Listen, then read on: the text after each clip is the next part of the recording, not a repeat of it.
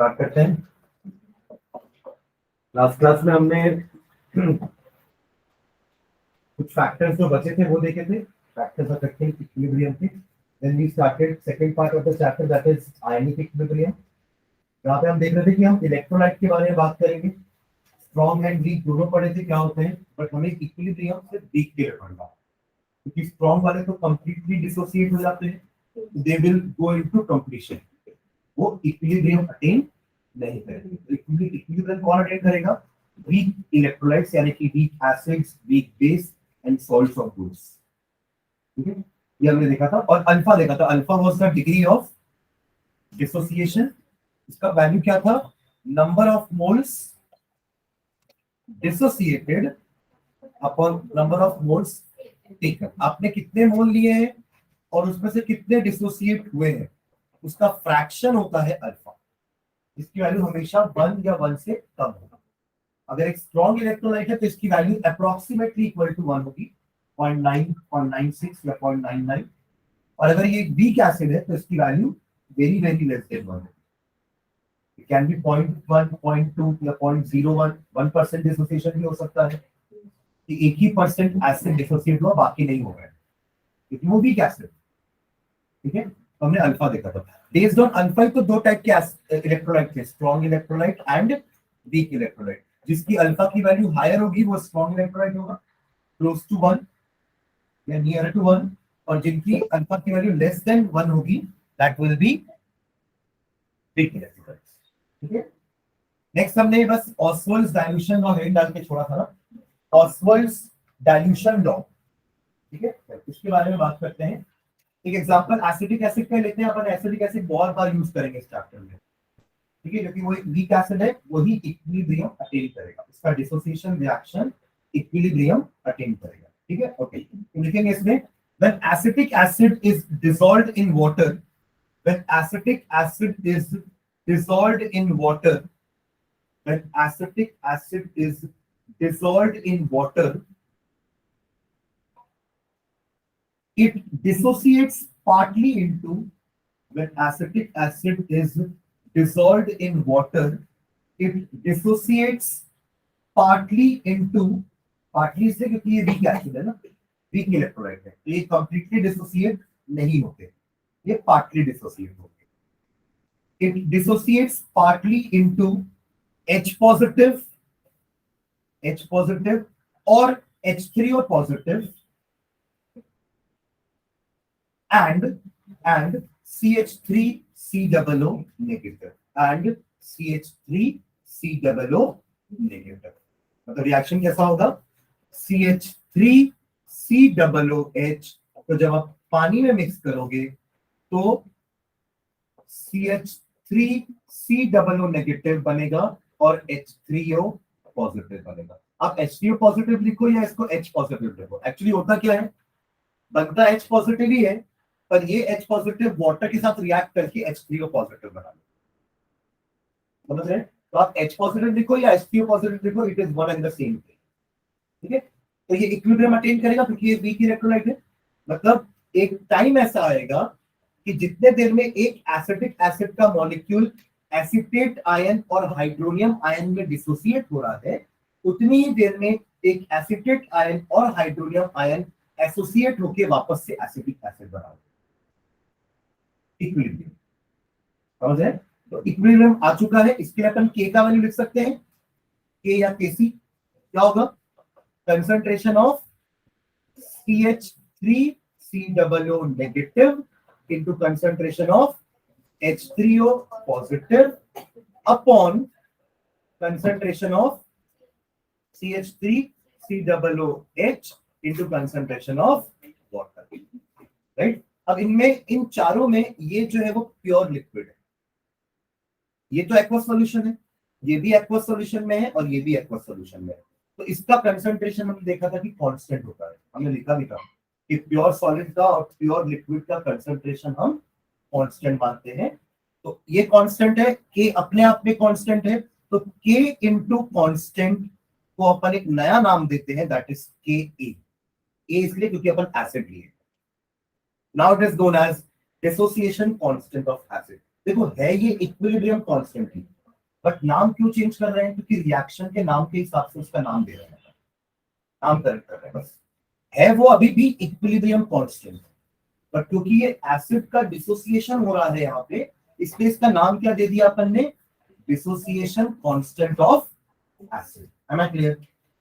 इसकी value constant होगी, तो Ka क्या हो जाएगा? Ka will be equal to concentration of CH3 COO negative into concentration of H3O positive. इसी के ऊपर वैल्यू के ऊपर डिपेंड करता है कि आपका एसिड कितना एसिडिक है। आपको याद है पीएच की वैल्यू पर कैसे निकालते हैं? pH is the negative logarithm of H3O positive concentration या H पॉजिटिव का कंसंट्रेशन। जिस एसिड में H पॉजिटिव का कंसंट्रेशन ज्यादा है वो ज्यादा एसिडिक होगा, जिसमें H पॉजिटिव का कंसंट्रेशन कम होगा वो कम एसिडिक होगा। यही तो डिसाइड करेगा ना acidic behaviour of N acid. और OH नेगेटिव का कंसंट्रेशन डिसाइड करेगा basic behaviour of a base. एक बेस कितना बेसिक है वो कौन डिसाइड करेगा? OH negative. और एक एसिड कितना एसिडिक है कौन डिसाइड करेगा? H3O पॉजिटिव, या आप इसको H पॉजिटिव बोलो। समझ रहे ना? इन दोनों को मैं इंटरचेंज करके यूज करते रहूंगा, समझ जाना दोनों एक ही चीज है। Am I clear? क्योंकि जितना H पॉजिटिव बनेगा उतना ही H3O पॉजिटिव बनेगा, क्योंकि जितने H पॉजिटिव बनेंगे वो जा करके पानी के साथ कंबाइन करेंगे और H3O पॉजिटिव बनाते हैं। क्लियर है? तो इसका मतलब, अच्छा नीचे ये आएगा ना CH3COOH। इसका मतलब जितना ज्यादा K का वैल्यू होगा आप बोल सकते हो कि H3O पॉजिटिव कंसंट्रेशन उतना ज्यादा है। तो greater the value of K, more acidic will be the acid. बोल सकते हैं ऐसा? More acidic will be the acid.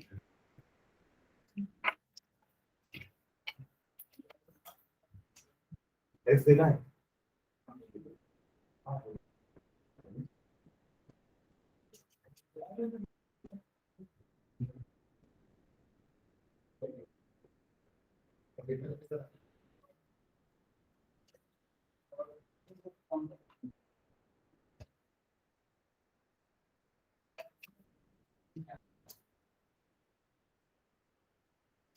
हाँ, तो K की वैल्यू जिस एसिड की ज्यादा होगी ना उसका एसिडिक नेचर भी ज्यादा होगा। K की वैल्यू बता रही है कि H3O पॉजिटिव का कंसंट्रेशन कैसा है। का क्वेश्चन है, जितना ज्यादा H3O पॉजिटिव का कंसंट्रेशन होगा K की वैल्यू उतनी ज्यादा होगी। समझ रहे हो मैं क्या बोल रहा हूँ? मतलब K का वैल्यू देख के हम दो एसिड को कंपेयर कर सकते हैं। जिसका K का वैल्यू ज्यादा है वो ज्यादा एसिडिक होगा। समझ रहे हैं? ठीक है, तो इसको लिखते हैं। ये रिएक्शन लिख लो पहला बस।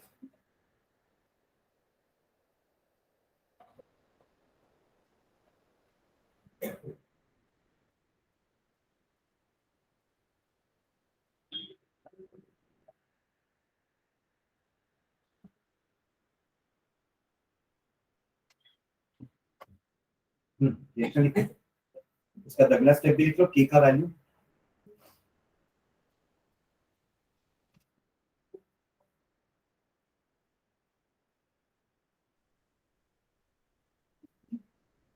ठीक है, K का वैल्यू लिख के रुकना, मैं इसके लिए एक लाइन लिखाऊंगा फिर ये लिख।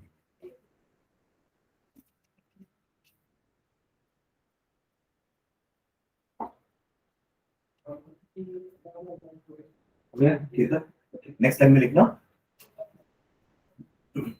इन डाइल्यूट सोल्यूशन, इन डाइल्यूट सोल्यूशन, इन डाइल्यूट सोल्यूशन। डाइल्यूट सोल्यूशन का मतलब क्या होता है? जिसमें पानी बहुत ज्यादा है उसको डाइल्यूट बोलते हैं। तो इन dilute solution concentration of H2O, मतलब ऐसा ब्रैकेट में H2O ना, पूरा वर्ड लिखने की जरूरत नहीं है। कंसंट्रेशन ऑफ H2O सिंपल, इसका मतलब ही तो वही है। Concentration of H2O is constant, is constant, is constant. therefore therefore therefore product of K, product of K, ये K है ना, लेफ्ट साइड में K है और ये जाएगा इधर जाके इसके साथ प्रोडक्ट होगा। तो product of K and concentration of H2O, product of K and concentration of H2O is denoted as Ka, is denoted as Ka, is denoted as Ka, known as dissociation constant, dissociation constant or ionization constant of acid. known as dissociation constant or ionization constant of acid.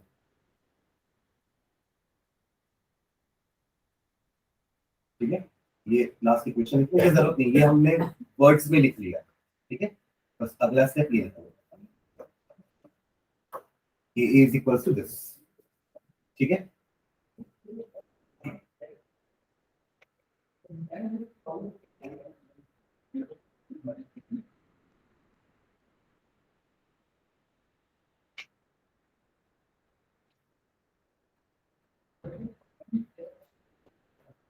तो solve करके के का value निकालते हैं, हो गया आपको सबका, ठीक है।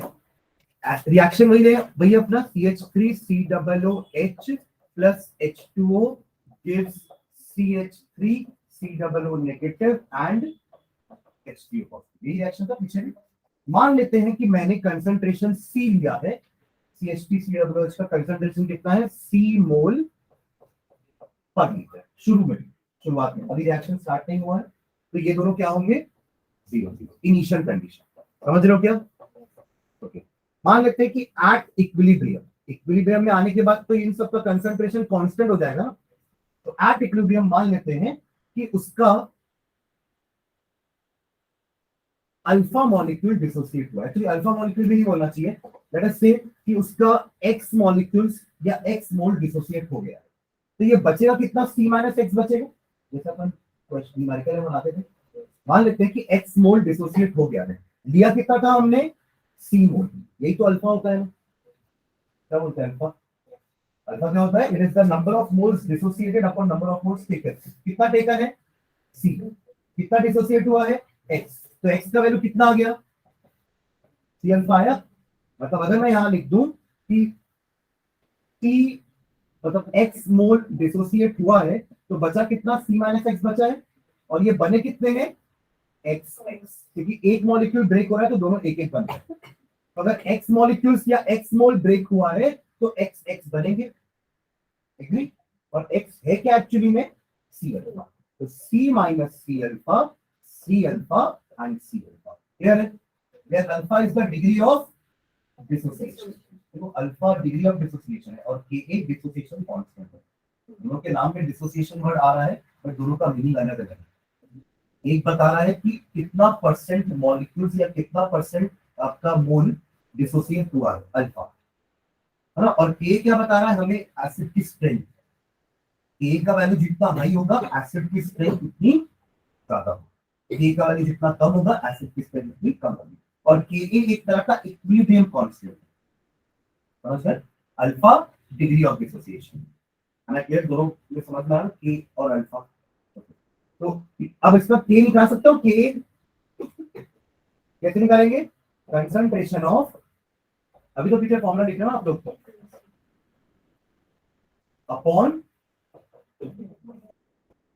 COOH, राइट ना, वैल्यू पुट कर देते हैं, इक्विलिब्रियम का तो वैल्यू देंगे ना, पर अगर इक्विलिब्रियम कांस्टेंट निकाल रहा हूं तो इक्विलिब्रियम वाली वैल्यू लेंगे, that is C alpha into C alpha upon C minus C alpha, ये K का वैल्यू आ रहा है, एक एक C कैंसिल कर सकता हूं, नीचे मैं C को कॉमन निकाल लेता हूं, ऊपर आपके पास C स्क्वायर अल्फा स्क्वायर है और नीचे मैं C को कॉमन ले लेता हूं, 1 माइनस अल्फा बचेगा, एक एक C कैंसिल हो जाएगा, तो क्या आ रहा है value, Ka is equals to C alpha square upon 1 minus alpha, है ना क्लियर, तो ये एक K का वैल्यू हो गया फॉर एग्जांपल, ठीक है।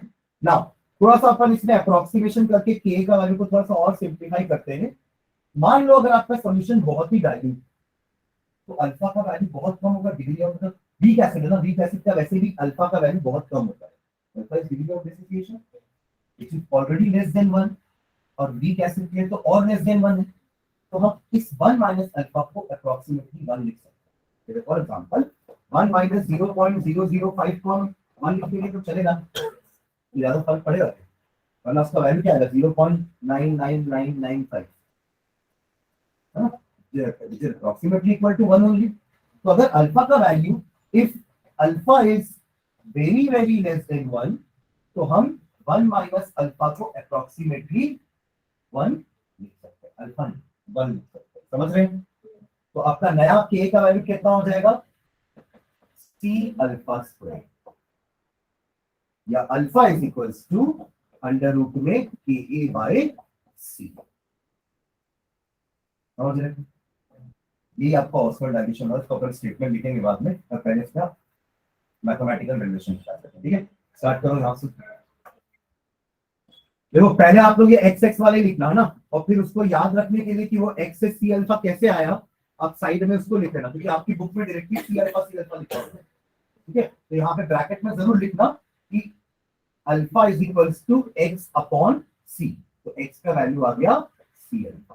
समझ गया क्या? यहाँ पे अल्फा क्या है, डिग्री ऑफ डिसोसिएशन, और सी क्या है, इनिशियल कंसंट्रेशन, जिससे हमने शुरुआत की थी। ठीक है, देखो उसको।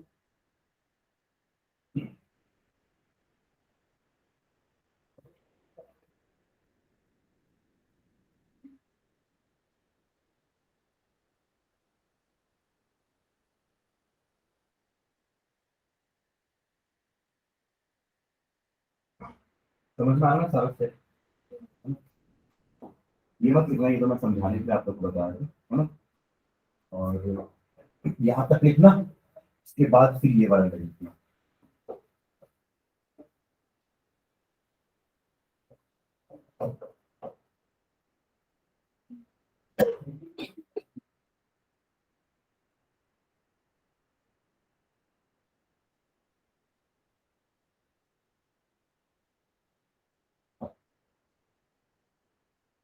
या फिर इतना लिख के ना, यहाँ पे ऐसा लिखना, for weak electrolyte alpha very very less than 1, तो 1 माइनस अल्फा की जगह 1 लिख देंगे। उसके बाद आपका ये स्टेप हो जाएगा, एंड देन फाइनली अल्फा का वैल्यू। फॉलो कर लेना कैसा फ्लो है पूरा।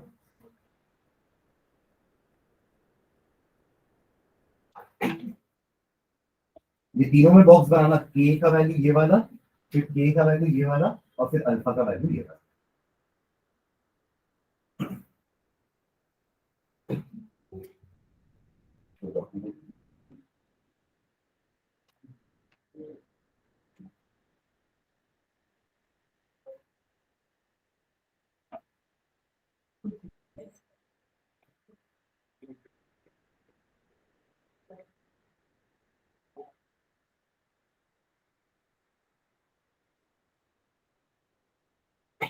ये वाला तो कर सकता है, ये वो सेम है जो अपन पीछे न्यूमेरिकल करते हैं। तो इक्वेशन के हिसाब से यहाँ पे लिखा ना मैंने, अगर यहाँ पे ये 2 होता ना, तो यहाँ भी हमको 2 लिखना पड़ता। समझ रहे हो ना?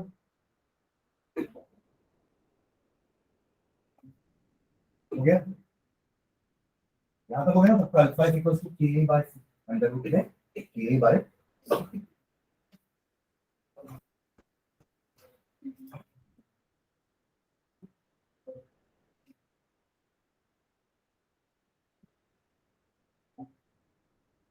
हो गया? तो सी का मतलब क्या, कंसंट्रेशन है ना, और कंसंट्रेशन अपन किस में लेते हैं, मोल पर लीटर में, यानी कि मोलारिटी क्या है, मोलारिटी याद है सबको, मोल पर litre is the number of moles of solute dissolved per liter of solution।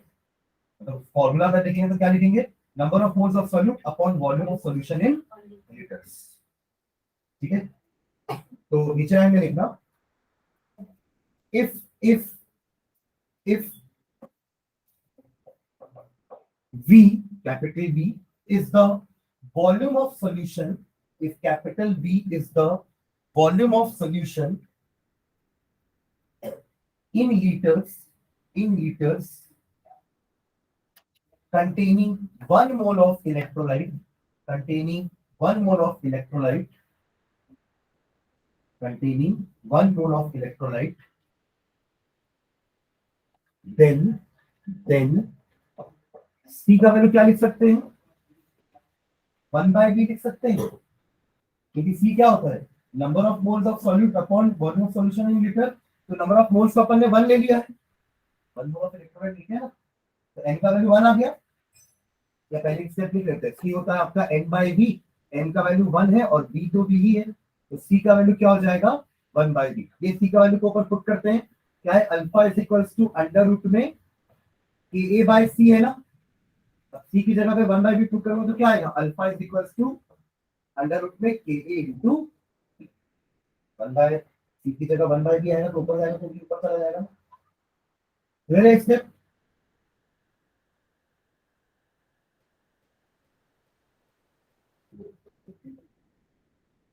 ठीक है।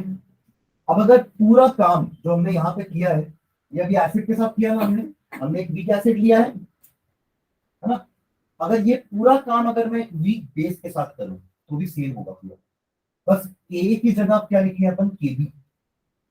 के was the dissociation constant of acid ना, वैसे ही बेस का भी डिसोसिएशन कांस्टेंट होगा। बेस OH नेगेटिव में डिसोसिएट होगा, ये H पॉजिटिव में डिसोसिएट हो रहा है तो बेस आपका OH नेगेटिव में डिसोसिएट होगा। तो जैसे फॉर एग्जांपल NH4OH अगर आपका एक बेस है, आपने वाटर में डाला उसको तो आपको क्या मिलेगा, NH4 पॉजिटिव एंड OH, ये उसका इक्वेशन हो जाएगा। इसके लिए अपन Ka बोल रहे थे, इसके लिए क्या बोलेंगे, Kb। पहले लिखेंगे तो K ही क्या होगा, इसका K NH4 पॉजिटिव का कंसंट्रेशन इंटू OH नेगेटिव का कंसंट्रेशन अपॉन NH4OH का कंसंट्रेशन इंटू H2 का कंसंट्रेशन। अगेन ये कांस्टेंट इंटू कांस्टेंट, एक नया कांस्टेंट Kb, पूरा सेम है, बस वो एसिड था ये base. NH4OH OH negative upon NH4OH।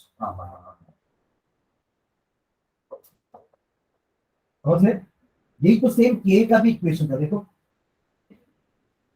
बस वहां पे H पॉजिटिव था, यहाँ OH नेगेटिव है, वहां एसिटेट आयन था, यहाँ अमोनियम आयन है, वहां एसिटिक एसिड था, यहाँ अमोनियम हाइड्रोक्साइड एसिड बेस, वहां के बोलते थे, यहाँ के भी बोल रहे हैं।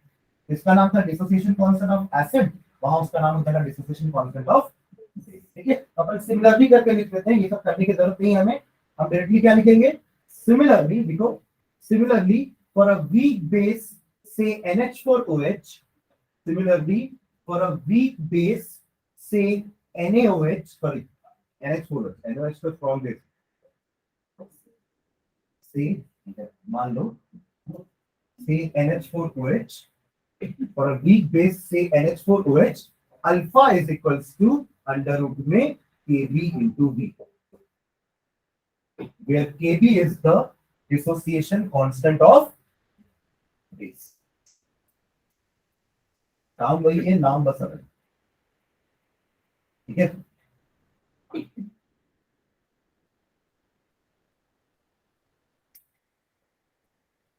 क्लियर है सबको, है ना। चलो ऑस्वाल्ड डाइल्यूशन लॉ का स्टेटमेंट लिखते हैं, है ना। देखो नीचे statement,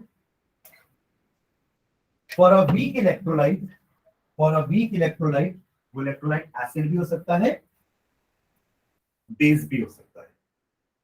for a weak electrolyte, comma, the degree of dissociation is,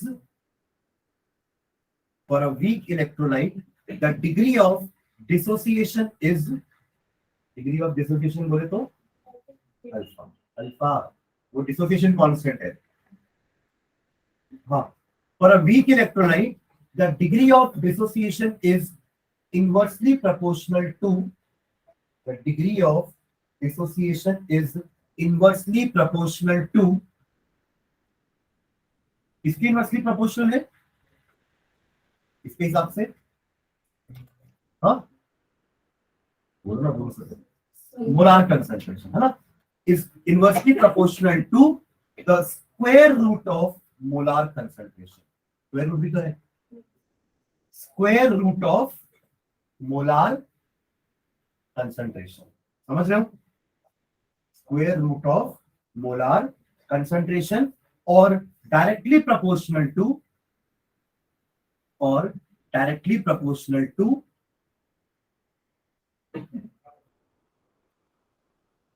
किसके,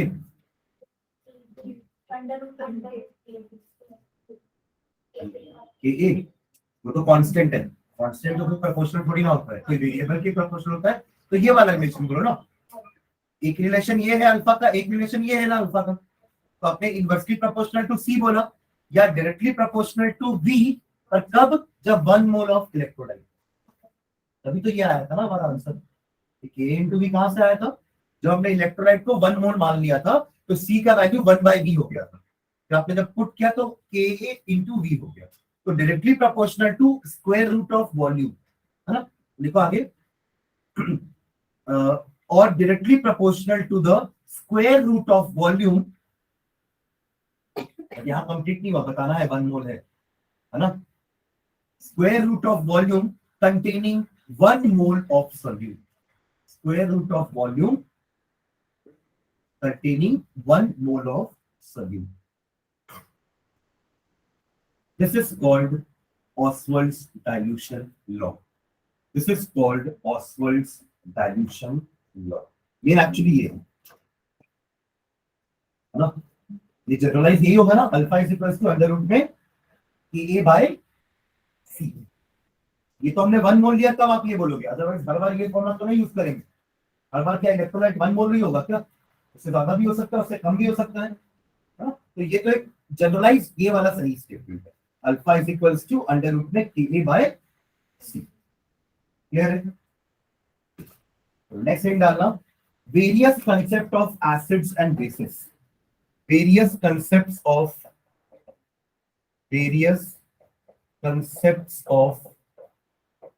एसिड एंड बेसिस। एसिड और बेस के अलग अलग डेफिनेशंस पढ़ते हैं। 10th में क्या क्या डेफिनेशन पढ़े हो आप लोग एसिड और बेस का, मुझे बताओ। 2 डेफिनेशन पढ़े हैं 10th में, एक क्लासिकल डेफिनेशन और एक एरिनियस डेफिनेशन। एरिनियस नाम सुना? एरिनियस का नाम नहीं सुना? 10th में एसिड बेस सॉल्व पढ़े हो कि नहीं?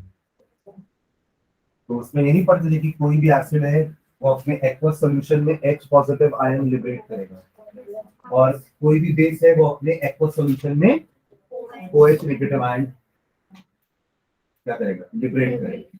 तो इसी को Arrhenius concept of acid and base बोलते हैं। ये कंसेप्ट एरिनियस के दिया। उसके पहले तक हम एसिड को कैसे डिफाइन करते थे कि एसिड्स वो सब्सटेंसेस हैं which are sour in taste, which turns blue litmus paper into red. Bases are those substances which are bitter in taste and they convert या they turn red litmus paper into blue. ये classical definition किसी भी acid और base. और एनियस ने एक नई definition दी थी कि एसिड्स वो होंगे जो अपने एक्वस सॉल्यूशन में H पॉजिटिव आयंस लिबरेट करेंगे, और बेसिस वो होंगे जो अपने सॉल्यूशन में OH नेगेटिव आयंस लिबरेट करेंगे। फिर आए डिवाइस, है ना? डिवाइस ने एक और कंसेप्ट दिया, ये इलेक्ट्रॉन के रेस्पेक्ट में था। डिवाइस का जो कंसेप्ट था वो किसके बेसिस में था? इलेक्ट्रॉन के बेसिस में, कि जिसके पास इलेक्ट्रॉन की कमी है तो वो इलेक्ट्रॉन एक्सेप्ट करेंगे। तो acids are electron acceptors and bases are electron donors. ये हो गया इलेक्ट्रॉन के रेस्पेक्ट में एसिड और बेस का डेफिनेशन। फिर एक और आया ब्रॉन्स्टेड लॉरी, इन्होंने अपना अलग कंसेप्ट दिया, वो कंसेप्ट था प्रोटॉन के रेस्पेक्ट में। क्योंकि एसिड के पास तो प्रोटॉन है ना, तो वो प्रोटॉन किसी को दे सकता है, तो एसिड्स आर प्रोटॉन डोनर। तो बेस क्या करेगा? एक्सेप्ट। ओके, ये 4 डेफिनेशन होगी एसिड और बेस की। है ना क्लियर? ठीक है, चलो एक एक करके लिखते हैं। सबसे पहले फर्स्ट थिंग डालना, classical concept of acids and base. इसको जल्दी करते हैं, क्लासिकल कंसेप्ट काम का नहीं है हमारे लिए, पर पता होना चाहिए। Classical concept of acids and base, classical concept of acids and base. ठीक है, शॉर्ट में लिखते हैं, सेंटेंस भी नहीं बनाते, सीधा लिखते हैं एसिड के बारे में कंडक्ट्स इलेक्ट्रिसिटी, पूरी प्रॉपर्टी से डिफाइन कर देते हैं अपन क्लासिकल कंसेप्ट में। कंडक्ट्स इलेक्ट्रिसिटी, उसके बाद has a sour taste, turns blue litmus paper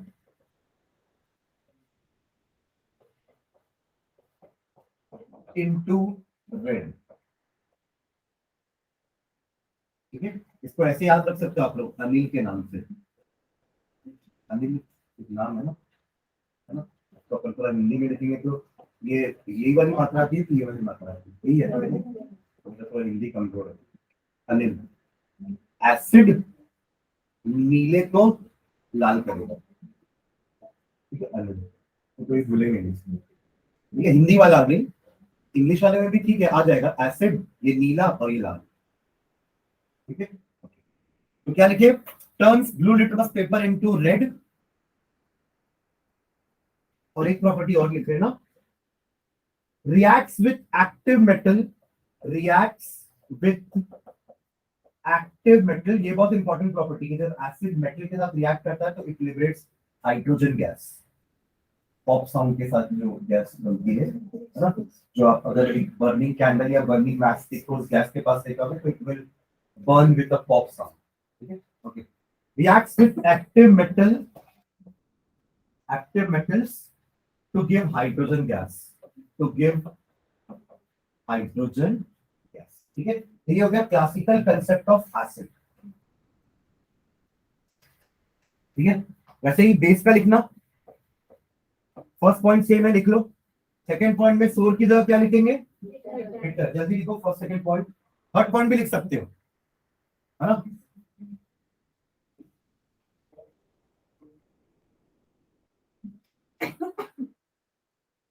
second point बदल हो रहा है, बदल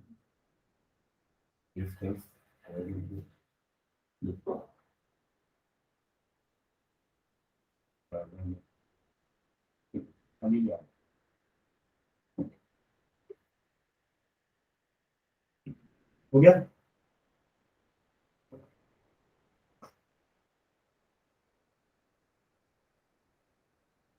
एक और लिखना, एसिड तो क्या कोरोसिव नेचर का होता है, इससे अपन टच नहीं करते उसको, क्योंकि हमारा हाथ या कोई भी कपड़ा है वो कोरोड हो जाएगा, खराब हो जाएगा। बट बेस तो स्लिपरी टच के होते हैं, तो एक लाइन वो लिखना, base base has a soapy touch, base has a soapy touch। ठीक है, चलो, अगला कंसेप्ट लिखते हैं अपन, एरिनियस कंसेप्ट, ये भी आप लोग 10th में पढ़े हो, Arrhenius concept, ARRHENIUS, Arrhenius concept of acid and base, Arrhenius concept of acid and base। ठीक है, good। An acid is defined as a substance. An acid is defined as a substance.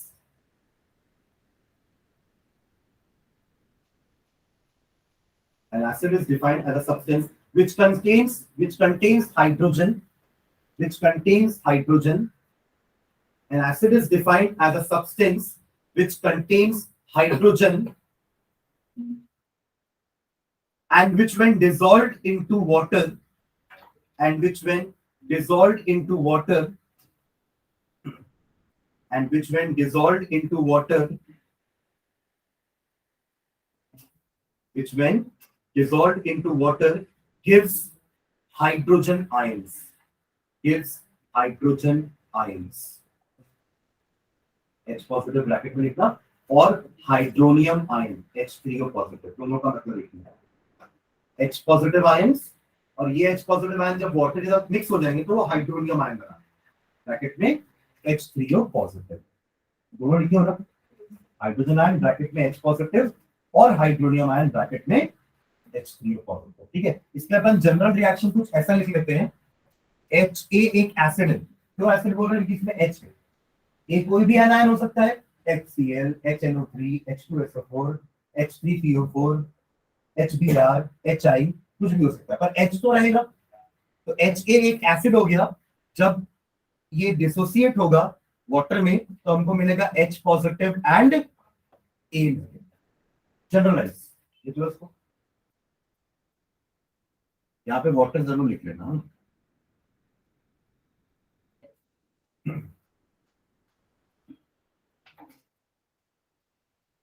ठीक है, ये bracket में जरूर लिखना strong acid, क्योंकि strong acid वाला रिवर्सिबल नहीं होता ना, और अगर यही चीज मैं एक वीक एसिड पे लिखूंगा तो क्या लिखेंगे, अपन डबल एरो बनाएंगे, समझ रहे हो दोनों में डिफरेंस, ये है वीक एसिड के लिए।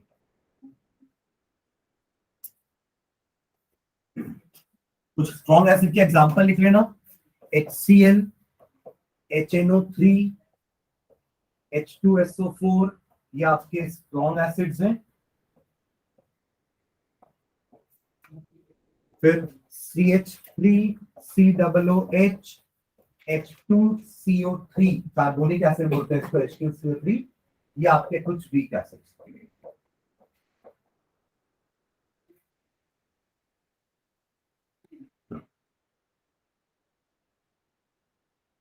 H3PO4 भी लिख सकते हो फॉर एग्जांपल। फॉस्फोरिक एसिड, ये कार्बोनिक एसिड है ना, कार्बोनेट आयन है, ये फॉस्फेट आयन है, तो कार्बोनिक एसिड, फॉस्फोरिक एसिड। ठीक है, बेस का डेफिनेशन लिखोगे, लिखो वैसे ही लिखना जैसे एसिड का लिखे। कैसे शुरुआत करेंगे? Base is a substance that is defined as a substance which contains, क्या आएगा वहां पे? तो हाइड्रोक्सिल, उसको क्या बोलते हैं? Hydroxyl.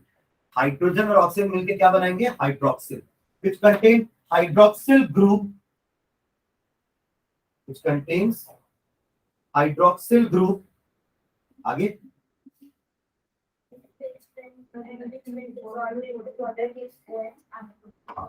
and which when dissolved in water gives hydroxide ion, यानी कि OH negative ions।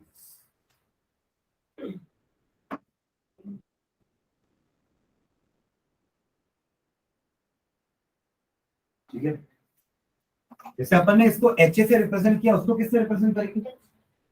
H2 वो उसके आगे पीछे कुछ लगाओगे नहीं, जैसे H के आगे लगाए ना, तो आगे लगाओ पीछे लगाओ, तो पूरा बोलो ना एक साथ, BOH।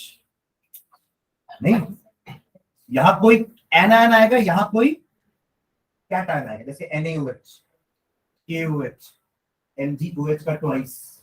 ठीक है, और जब ये डिसोसिएट होगा तो क्या बनाएगा? B positive and OH negative. ये बी नाम का कोई कैटायन होता नहीं है, हाइपोथेटिकल है, जैसे ए है वैसे ही बी। हाँ, H हाइड्रोजन है और यहाँ पे OH हाइड्रोक्सिल। हमें क्लियर?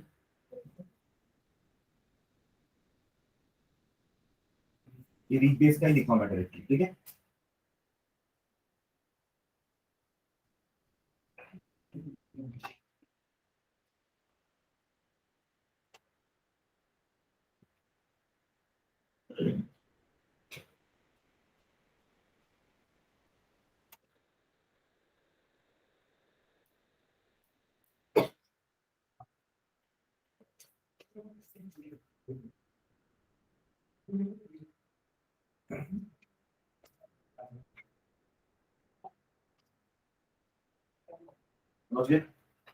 अब ये कंसेप्ट फेल क्यों हुआ एग्नियस का? उसका रीजन था कि जैसे मेटल ऑक्साइड्स जो होते हैं ना, वो बेसिक नेचर के होते हैं, and non metal oxides acidic nature के। जैसे CaO एक मेटल ऑक्साइड है, MgO एक मेटल ऑक्साइड है, Na2O एक मेटल ऑक्साइड है, लाइकवाइज CO2 एक नॉन मेटल ऑक्साइड है, carbon dioxide, SO2 sulphur dioxide एक नॉन मेटल ऑक्साइड है, NO2 एक नॉन मेटल ऑक्साइड है। These are मेटल ऑक्साइड्स, और ये बेसिक नेचर के होते हैं, क्योंकि ये भी ब्लू लिटमस पेपर को रेड में कन्वर्ट कर देते हैं, मतलब ये भी एसिड होंगे, सॉरी रेड को ब्लू में कर देते हैं, यानी कि ये बेस होंगे बेसिक नेचर के, और ये एसिडिक नेचर के हैं। क्यों? क्योंकि ये ब्लू लिटमस को रेड कर रहा है, इसलिए इनको एसिडिक नेचर बोला गया, इनको बेसिक नेचर बोला गया। यही तो गैसेस हैं जो नेचर में है, और जब पानी गिरता है तो यही गैसेस पानी में डिसॉल्व होकर एसिड रेन की तरह नीचे आती है। एसिड रेन सुने ना, हमारे ऑटोमोबाइल से, हमारी इंडस्ट्री से, फैक्ट्री से ये सब गैसेस बाहर निकलती है, ये गैसेस एटमॉस्फेयर में है, और जिस दिन पानी गिरा ये गैसेस उस पानी में डिसॉल्व होके नीचे गिरेंगे in the form of acid rain. तो ये बनाएगा नाइट्रिक एसिड, ये बनाएगा सल्फ्यूरिक एसिड, ये बनाएगा carbonic acid, H2CO3, H2SO4, HNO3। समझ गए? तो इसलिए एसिडिक नेचर होती है। बट क्या इसमें कहीं H पॉजिटिव है? इनमें कहीं OH नेगेटिव है नहीं है ना, तो एलियंस का डेफिनेशन तो यहाँ आपके फेल हो गया। ये है बेसिक बट इनमें OH तो है ही नहीं, और ये है एसिड और इनमें तो H है ही नहीं, तो इसलिए एलियंस का कंसेप्ट यहाँ फेल हो जाएगा, क्योंकि he was unable to explain, he was unable to define these as base and these as acid, क्योंकि उनके डेफिनेशन के हिसाब से तो H और OH के बेसिस पे उन्होंने डिफाइन किया था। लेटर उन्होंने ये बोल दिया कि जब इसको बेसिक नेचर का इसलिए बोल रहे हैं क्योंकि इन ऑक्साइड्स को जब पानी में मिलाया जाता है तब ये बेस बनाते हैं। When CaO is mixed with water ये बनाएगा CaOH का ट्वाइस कैल्शियम हाइड्रोक्साइड, ये बनाएगा मैग्नीशियम हाइड्रोक्साइड, ये बनाएगा सोडियम हाइड्रोक्साइड। जब इनको पानी में मिलाया जाएगा तो ये एसिड बनाएंगे, carbonic acid, sulphuric acid, nitric acid. That is why they are acidic and basic in nature. समझ गए है ना? बट एलियंस का डेफिनेशन तो इन लोग के लिए फेल हो गया है। क्लियर है? थर्ड लिखना, third concept Bronsted-Lowry concept of acids and base। Spelling लिखना BRONSTED, ब्रॉन्स्टेड हाइफन डाल के Lowry, Bronsted-Lowry concept of acid and base। इन्होंने प्रोटॉन के रेस्पेक्ट में एसिड और बेस डिफाइन किया था, एलियस ने H पॉजिटिव और OH नेगेटिव के रेस्पेक्ट में एसिड और बेस को डिफाइन किया। क्लियर है? चलो इसका डेफिनेशन लिखते हैं। According to this concept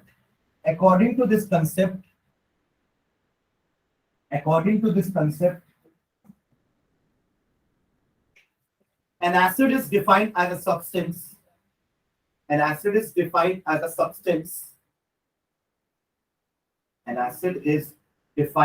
substance which has the tendency to give a proton,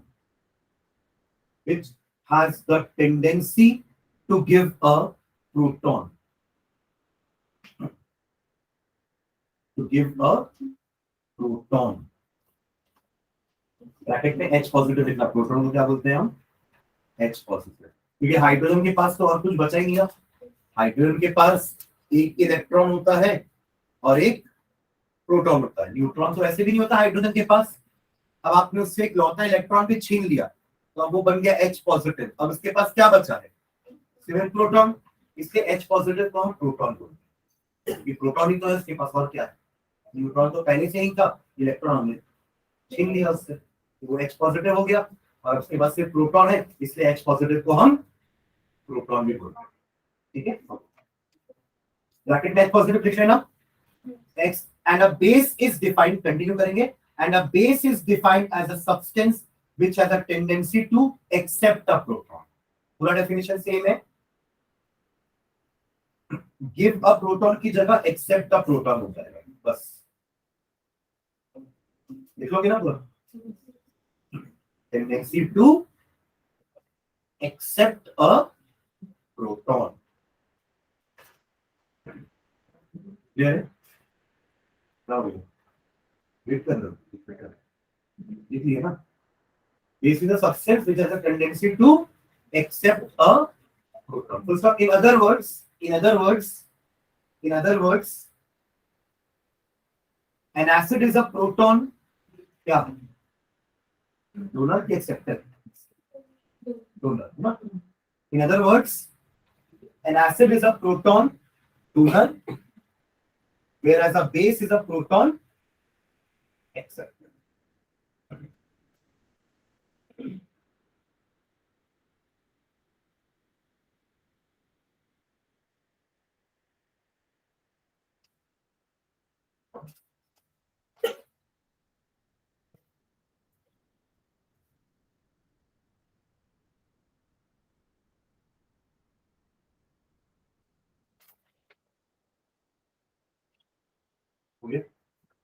example लिखते हैं, जैसे देखो HCl plus H2O gives H3O positive plus Cl negative। होगा ये इक्वेशन है ना। HCl ने अपना प्रोटॉन डोनेट कर दिया ना, तो HCl क्या है? एक ब्रॉन्स्टेड एसिड है।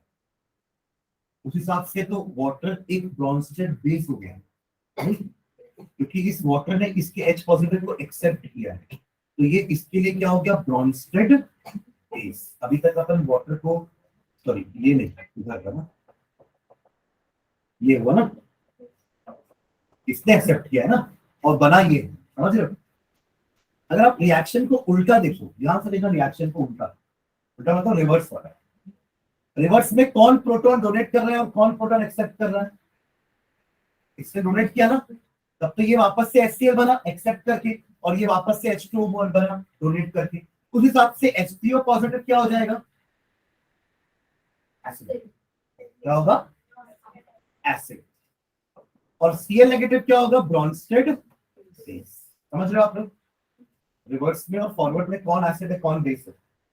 ये जो अभी एसिड है ये बना किससे है, बेस से, और ये जो अभी बेस है ये बना किससे है, एसिड से। तो इनको पेयर कहते हैं, Bronsted Lowry acid and base pair, conjugate base acid base pair बोलते हैं इसको।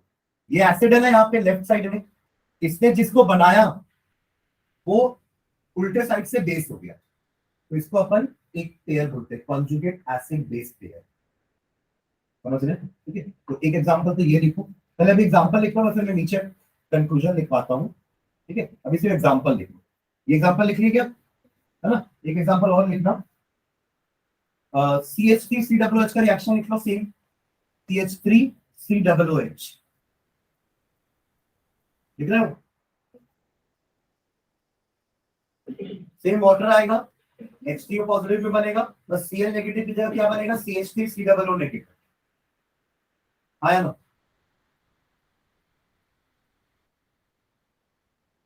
हुआ, तो सब लिख पा रहे हो, ये तो अभी अपन लिखे भी है ना पीछे, कि जब अपन पढ़ रहे थे कि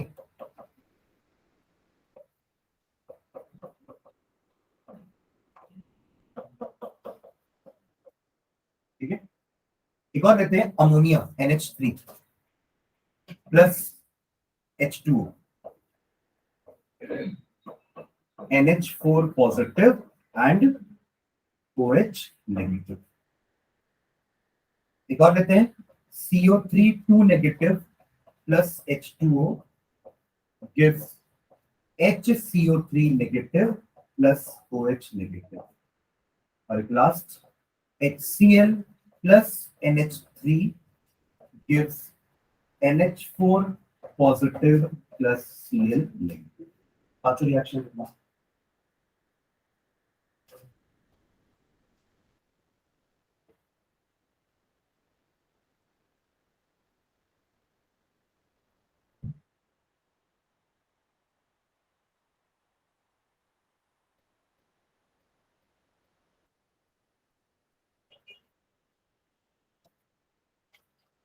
ये पांचों रिएक्शन, नीचे पांचों का कंक्लूजन लिखते, लिखो नीचे। In the above reactions,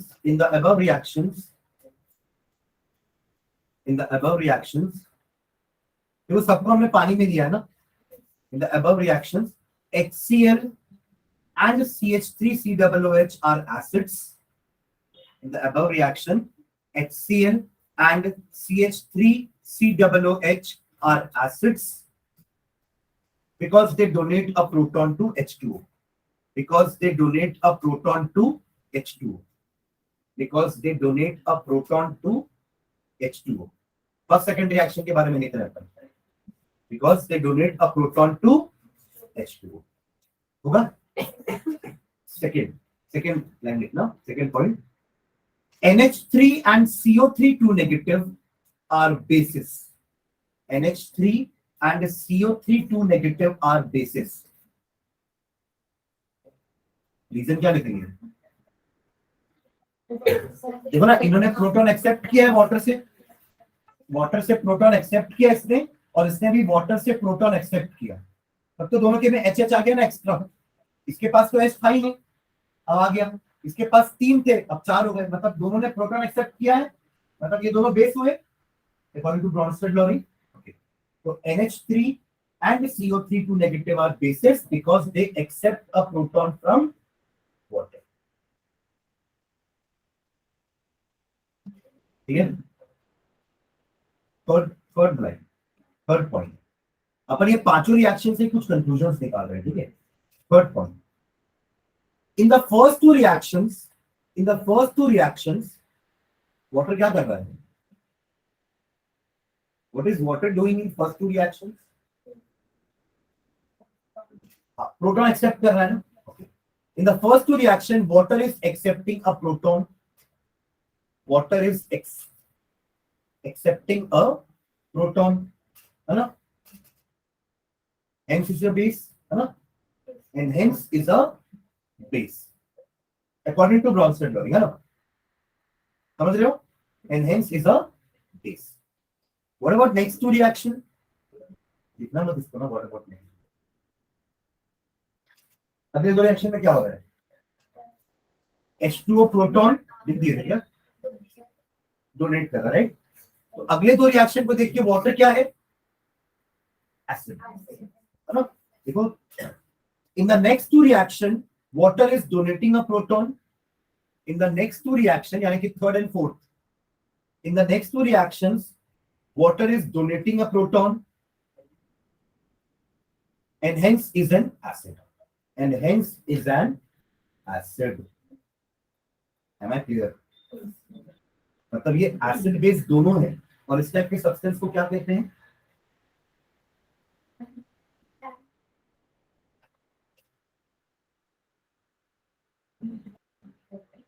नहीं पढ़ेगा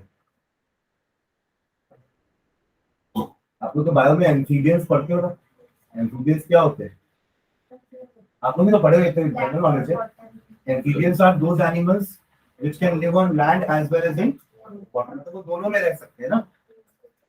बस वैसे ही एम, ये एम्फीबियन से ही एम्फोटेरिक आया है, जो दोनों की तरह बिहेव करते हैं, एसिड की तरह भी, और तो ये एम्फी वर्ड वहीं से आया है, जो दोनों की तरह बिहेव करते हैं, वहां वो दोनों में रहते हैं, इससे एम्फोटेरिक थे, सॉरी एम्फीबियंस थे, यहाँ ये दोनों की तरह बिहेव करते थे, एम्फोटेरिक, ठीक है। तो लिखना, does water act both as an acid, does water acts both as an acid as well as a base, does water acts both as an acid as well as a base, and hence is called amphoteric, and hence is called amphoteric.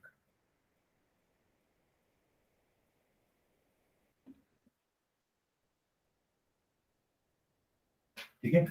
अब पांचवे को देख के क्या लग रहा है? पानी की भी जरूरत नहीं है, अमोनिया और HCl, यहाँ कहीं वाटर लिखा है क्या? पर तब भी दोनों एक दूसरे को प्रोटॉन एक्सेप्ट डोनेट कर रहे हैं कि नहीं? HCl ने अपना प्रोटॉन दिया कि नहीं अमोनिया को, तो HCl एसिड हुआ अकॉर्डिंग टू ब्रॉन्स्टेड लॉ, और अमोनिया ने प्रोटॉन एक्सेप्ट किया तो अमोनिया बेस हुआ। यहाँ हमने कहीं पानी नहीं लिया है, तब भी ये एसिड बेस का बिहेवियर शो कर रहे हैं अकॉर्डिंग टू ब्रॉन्स्टेड लॉ, ठीक है। नेक्स्ट एक पॉइंट लिखना,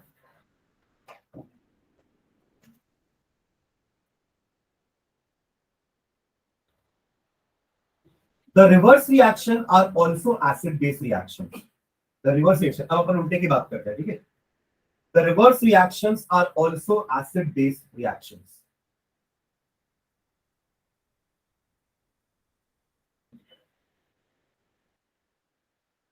इसका एक एग्जांपल लेते हैं, फर्स्ट वाले को पकड़ते हैं ना, कि H3O पॉजिटिव ने प्रोटॉन डोनेट किया, तो H3O positive is an acid, and Cl negative में प्रोटॉन एक्सेप्ट किया, तो Cl negative is a base. आया ना, उल्टा देखो ना रिएक्शन को, H3O पॉजिटिव से H2O कैसे बनेगा? जब वो एक प्रोटॉन लूज करेगा, यानी कि डोनेट करेगा, और Cl नेगेटिव से HCl कैसे बनेगा? जब वो प्रोटॉन एक्सेप्ट करेगा, समझ रहे हैं? तो नीचे लाइन में लिखना, for example in first reaction, in first reaction, for example in first reaction H3O positive donates proton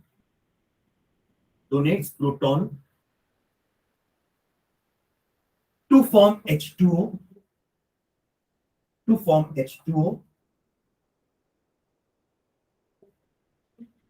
hence H3O positive is an acid, Hence H3O positive is an acid. ठीक है. While Cl negative accepts a proton, while Cl negative accepts a proton, while Cl negative accepts a proton to form HCl,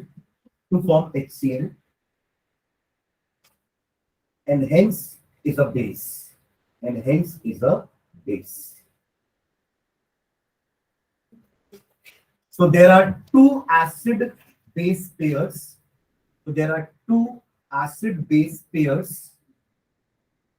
So there are two acid base pairs. Acid base pair बोले तो इन दोनों को acid base pair मत बोलना. No doubt ये एक acid है, ये एक बेस है, पर ये जो एसिड बेस पेयर बोल रहे हैं वो किसको बोल रहे हैं? ये एसिड और इसने जिस बेस को जन्म दिया, और ये बेस जिसने एक एसिड को जन्म दिया, उनको हम एसिड बेस पेयर बोलते हैं. क्लियर? तो there are two acid base pair. पहला लिखना HCl, Cl नेगेटिव, एंड दूसरा कौन सा होगा?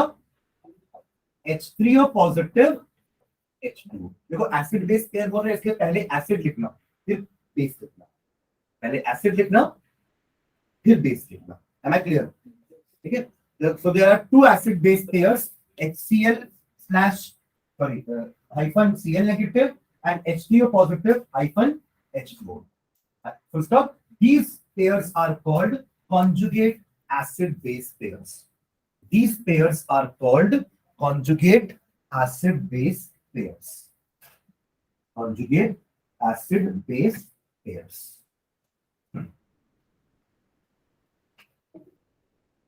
अब इन एसिड बेस पेयर में आपको क्या डिफरेंस दिख रहा है? इसका डिफरेंस है. इन दोनों में क्या डिफर कर रहा है? इसके पास भी Cl है, इसके पास भी Cl है. H का ही तो डिफरेंस है ना. What about this? H का डिफरेंस. समझ गए? तो लिखना नीचे लाइन में, a conjugate pair of acid and a base, a conjugate pair of acid and a base differs by a proton only. Differs by a conjugate pair of acid and a base differs by a proton only. Differs by a proton only. That is conjugate acid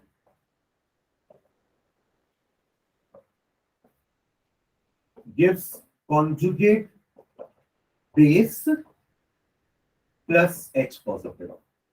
देखो जो लिखा समझ में आ रहा है क्या? अगर आपको एक कॉन्जुगेट बेस दिया है, या तो सुनना क्वेश्चन आता है आपका कि what is the conjugate acid of this base, तो जस्ट उस बेस में H पॉजिटिव ऐड कर दो, उस बेस में H पॉजिटिव ऐड कर दो, you will get conjugate acid. एक विषय समझ में आ रहा है ना? एक कॉन्जुगेट बेस में जब H पॉजिटिव ऐड किया जाता है तो उसका कॉन्जुगेट एसिड मिल जाता है, या एक कॉन्जुगेट एसिड से H पॉजिटिव निकाल दिया जाता है तो कॉन्जुगेट बेस मिल जाता है. आया ना? ठीक है. तो ये लिख लेना equation. Conjugate acid gives conjugate base plus H positive. तो a conjugate acid and a base differ by a proton only. समझिए इस लाइन का मतलब. लाइकवाइज इन सब में भी पेयर बताएंगे. इसमें क्या होगा? What is first conjugate acid base pair? ये है, और इसका कॉन्जुगेट बेस ये है ना. H पॉजिटिव बताना है बस. फिर अगला कॉन्जुगेट एसिड बेस पेयर, तो पहले एसिड बताना है ना. ये फिर H2 है ना. H2O हाइफन H3O पॉजिटिव नहीं बोलेंगे. H2O तो बेस है, H3O पॉजिटिव एसिड है. ठीक है. लाइकवाइज इसमें NH3 ये तो बेस है ना, एक्सेप्ट किया ना इससे प्रोटॉन, नहीं तो बेस है. इसका एसिड क्या है कॉन्जुगेट वाला? NH4 positive. इसको लिखेंगे कैसे? NH4 positive hyphen NH3. Conjugate acid base pair. Likewise इसमें ये आपका एसिड है और ये बेस, तो H2O हाइफन कॉन्जुगेट एसिड, इसमें से H पॉजिटिव हटा दो तो कॉन्जुगेट बेस, कॉन्जुगेट बेस इसमें H पॉजिटिव ऐड कर दो तो कॉन्जुगेट एसिड। क्लियर है? एक क्वेश्चन आपकी बुक में होगा, देखना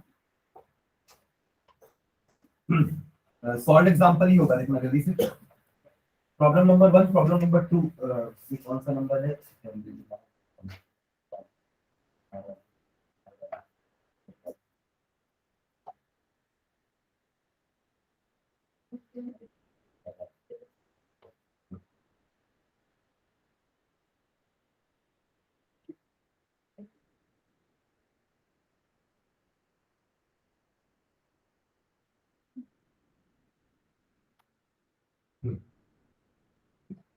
प्रॉब्लम 7.12 है शायद, देखो पेज नंबर 215। 7.12 मिला क्या? क्वेश्चन का स्टार्टिंग है what will be the conjugate basis, मिला सबके? वही है 7.12। हाँ ये रहेगा बुक, आगे आ जाओ, मुझे एक्स्ट्रा बुक है क्या? आगे आ जाओ, आगे आ जाओ। क्वेश्चन पढ़ना, what will be the conjugate basis for the following Bronsted acid? मतलब ब्रॉन्स्टेड एसिड गिवन है, इनके बेसिस निकालने हैं, तो क्या करेंगे? H पॉजिटिव हटाएंगे, क्योंकि एसिड से बेस चाहिए तो H पॉजिटिव रिमूव करना है, और बेस से एसिड चाहिए तो H पॉजिटिव ऐड करना है। समझ रहे हो आप लोग? उसके देखो आंसर्स क्या होंगे। HF का क्या होगा? HF का कॉन्जुगेट बेस क्या होगा? F negative. अरे HF पे से H पॉजिटिव हटा दो तो F नेगेटिव तो बचेगा। फिर H2SO4 में क्या होगा? H पॉजिटिव लगाएंगे तो HSO4 1 नेगेटिव, और लास्ट HCO3 नेगेटिव है, हटा दो H पॉजिटिव तो बचेगा CO3 2 नेगेटिव। और सिर्फ ऐसे नहीं हटाना है, इंटेलिजेंटली हटाना है। कैसे? जैसे H2SO4 है ना, तो इसमें से अगर H पॉजिटिव मैंने हटाया है तो H एक H अभी बचा है, SO4 भी है और 1 नेगेटिव, ताकि जब ये वापस मिलेंगे तो ये बनना भी चाहिए ना वापस। ये तभी मिलेंगे जब ये 1 नेगेटिव होगा और ये 1 पॉजिटिव बन के बाहर निकलेगा। एक और देखते हैं, कौन सा वाला? ये कार्बोनेट वाला। HCO3 नेगेटिव है ना, इसमें से H पॉजिटिव हटा के ऐसा नहीं बोलना कि CO3 नेगेटिव मेरा बेस है, नहीं, ये 2 नेगेटिव। समझ गए? तभी तो जब दोनों कंबाइन करोगे तो HCO3 नेगेटिव वापस बनेगा, इसका 2 नेगेटिव इसका 1 पॉजिटिव मिलके 1 नेगेटिव होगा, 1 - 2 इज -1 ना, और दोनों जुड़ जाएंगे तो HCO3 नेगेटिव आना चाहिए। मैं क्लियर जो मैं बोल रहा हूं समझ में आ रहा है? तो इंटेलिजेंटली रिमूव करना, ऐसे नहीं सिर्फ ये हटा दिए और CO3 नेगेटिव को बेस बोल दिया, ऐसा नहीं। CO3 नेगेटिव कुछ होता ही नहीं, CO3 2 नेगेटिव होता है। क्लियर है? ओके। लाइकवाइज इसका सेकंड क्वेश्चन देखो, आपको कॉन्जुगेट एसिड बताना है, बेसिस गिवन है, सब में H पॉजिटिव ऐड करते जाते हैं, तो NH2 नेगेटिव, सॉरी इसमें H पॉजिटिव ऐड कर दो तो प्लस माइनस कैंसिल हो जाएगा और एक H ऐड हो जाएगा, तो क्या हो जाएगा? NH2। फिर अगला क्या बोला है? NH3, तो NH3 में एक H पॉजिटिव ऐड करना है, तो NH4 1 पॉजिटिव, क्योंकि इसका तो 0 है, 0 + 1 इज 1, जाएगा ना? समझ रहे हो? और लास्ट है HCOO नेगेटिव में H पॉजिटिव ऐड करो तो plus minus cancel, HCOO constant acid. समझ गए? इंटेलिजेंटली ऐड या रिमूव करना है H पॉजिटिव को, सिंपली बस हटाना नहीं है, और जो लिखा है जो बचा है वो लिखना नहीं है। समझ रहे हो? क्लियर है कंसेप्ट ब्रॉन्सन लॉरी वाला? अगला next heading, Levi's concept of acids and base. Levi's concept of acids and base.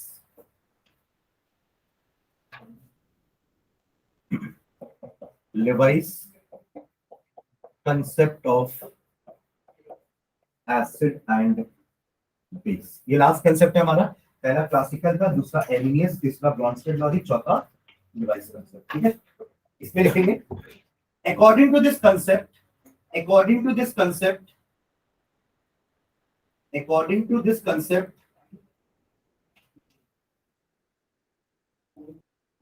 an acid is defined as a substance, an acid is defined as a substance An acid is defined as a substance which is capable of accepting a pair of electrons. Which is capable of accepting a pair of electrons. Which is capable of accepting a pair of electrons. Actually उनके पास कमी होती है electron. आप लोगों को याद है वो हमने जब केमिकल बॉन्डिंग पढ़ रहे थे तो वहां पे अपन ने लिमिटेशन ऑफ ऑक्टेट रूल पढ़ा था. इसमें कुछ मॉलिक्यूल्स ऐसे थे जिनके पास इलेक्ट्रॉन की कमी थी पर तब भी वो स्टेबल थे, जैसे कि AlCl3. और आप देखोगे तो एल्यूमिनियम के अराउंड में सिर्फ 6 ही इलेक्ट्रॉन है. के पास कोई लोड पेयर नहीं. एल्यूमिनियम के पास 3 ही इलेक्ट्रॉन होते हैं आउटर शेल में. उस 3 के साथ इस पे 3 बॉन्ड बना ली. क्लोरीन का 8 इलेक्ट्रॉन है बट एल्यूमिनियम के पास 8 इलेक्ट्रॉन नहीं है, 6 ही है. हाँ, PCl3 BF3 PCl3 नहीं है. PCl3 में फास्फोरस के पास एक लोन पेयर है. फास्फोरस है ना, इसने 3 इलेक्ट्रॉन 3 आपके क्लोरीन के साथ बॉन्ड बना ली पर उसके पास एक लोन पेयर भी है, वो उसको 8 बना रहा है. उसके पास इलेक्ट्रॉन की कमी नहीं है. PCl5 के पास इलेक्ट्रॉन एक्स्ट्रा है, 10 इलेक्ट्रॉन. समझ रहे? तो जिसके पास इलेक्ट्रॉन की कमी है वही तो इलेक्ट्रॉन एक्सेप्ट करेगा ना. जिसके पास इलेक्ट्रॉन भरपूर है वो क्यों इलेक्ट्रॉन और एक्सेप्ट करेगा. तो electron deficit species are actually Lewis acids, और वही स्पीशीज है जो इलेक्ट्रॉन को एक्सेप्ट भी करेगी. डेफिनेशन कह रहे हैं जो लिखे हैं अभी तक कि acid is defined as a substance which is capable of accepting a pair of electrons. तो बेस क्या होंगे? तो डोनेट करेंगे.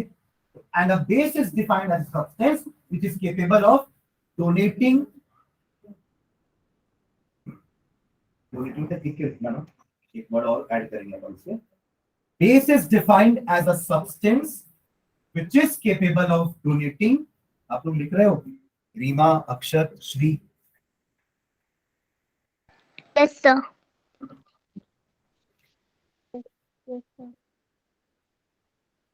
Base is a substance, yeah, defined as a substance which is capable of donating an unshared को एक और क्या बोलते थे अपन? Lone pair of electron. Unshared के ब्रैकेट में लोन भी लिखना. पेयर ऑफ इलेक्ट्रॉन्स, अनशेयर्ड या लोन पेयर ऑफ इलेक्ट्रॉन्स. जैसे कि फॉर एग्जांपल अमोनिया. अमोनिया को देख लो, NH3 है ना, हाइड्रोजन के साथ 3 बॉन्ड बनाता है अमोनिया, मतलब नाइट्रोजन, ऐसा है ना. और इसके पास एक लोन पेयर भी 8 है. बट ये लोन पेयर वो किसी और के साथ भी वो शेयर कर सकता है. शेयर करने बोल रहा हूँ, डोनेट करने नहीं बोल रहा हूँ. डोनेट करेगा तो खुद वो लैक ऑफ इलेक्ट्रॉन में आ जाएगा ना. शेयर करेगा तो वो 2 इलेक्ट्रॉन उसके भी रहेंगे.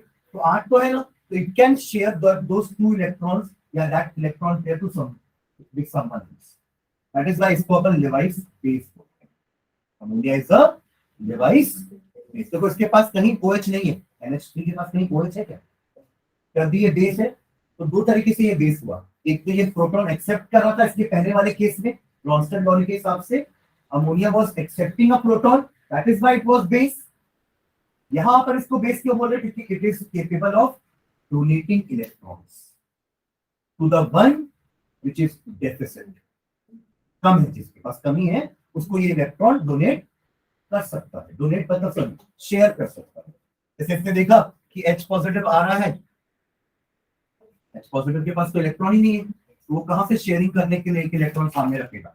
ये इसके इसको देखा, इसको इसके ऊपर दया आ गई तो इसने इसके साथ कोऑर्डिनेट बॉन्ड बना दी. पढ़े ना अपन कोऑर्डिनेट बॉन्ड. और ये बन गया आपका NH4 पॉजिटिव अमोनियम आयन. आपका हाइड्रोनियम आयन भी ऐसे ही बनता है, वो भी अपन पढ़े हैं कोऑर्डिनेशन कंपाउंड, ये कोऑर्डिनेट कंपाउंड है. वाटर के पास 2 इलेक्ट्रॉन पेयर है, लोन पेयर. ऑक्सीजन के पास, हाइड्रोजन के पास नहीं है. किसके पास है? ऑक्सीजन के पास. इसने देखा H पॉजिटिव अकेला घूमता हुआ आ रहा है, तो इस ऑक्सीजन ने इस हाइड्रोजन के साथ कोऑर्डिनेट बॉन्ड बना दी. इसी को तो अपन हाइड्रोनियम आयन बोल देते हैं. H3O positive. समझ में आ रहा है? ठीक है. क्या लिखे, which is capable of donating an unshared यानी कि lone pair of electrons, full stop. In other words, an acid is an electron pair acceptor while the base is an electron pair donor. In other words, an acid is an electron pair क्या acceptor while a base is an electron pair donor. Clear है क्या?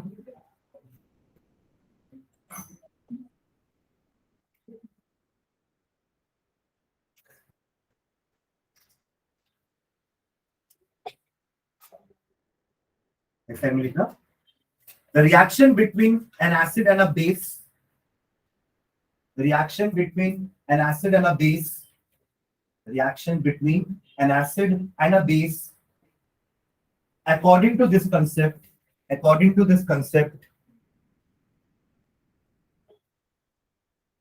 reaction between an acid and a base, according to this concept, accounts to the formation of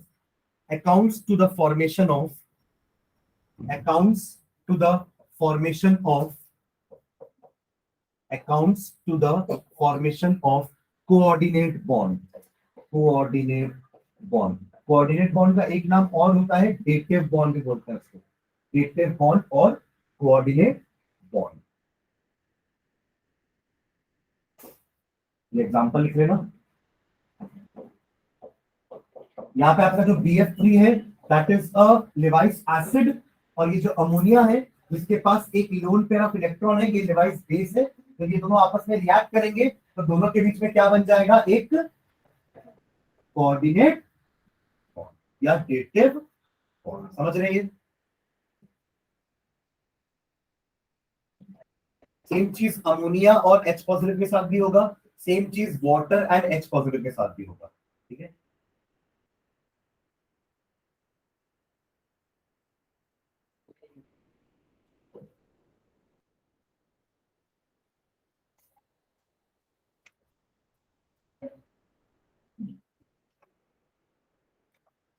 ठीक है. इसके आगे continue अपन next class में करते हैं. लेवाइस एसिड और बेस के टाइप्स भी लिखेंगे, इसको नेक्स्ट क्लास में कवर करते हैं. ठीक है, चलो थैंक यू. कल का टाइमिंग मैं मैसेज करता हूँ ग्रुप में. कल और कोई क्लास तो नहीं बोला.